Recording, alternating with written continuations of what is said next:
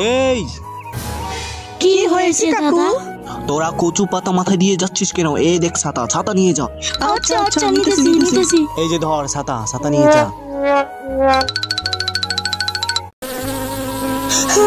দাদা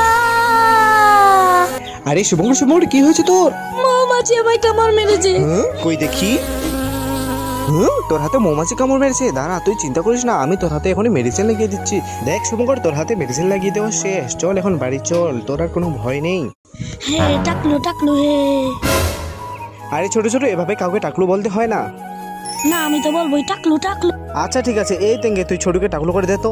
না আমাকে টাকলু করে দিও তুই না। পালাচ্ছিস কোথায়? দাঁড়া, আজকে তোকে টাকলু করে ছাড়বো। তুই নিজে এবার টাকলু হয়ে গেছিস, দেখ এবার কেমন লাগে। দাদা ওই দেখো ট্রেন। আরে শুভঙ্কর, ঠিক বলেছিস। দাঁড়াও, আমি ট্রেনটাকে এখন কি করি?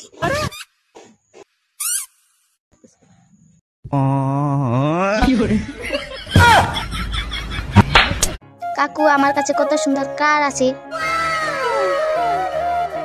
কাকু আমারও কাছে কত সুন্দর কার আছে। আর এই দেখো আমার কাছে কত বড় বিমান আছে।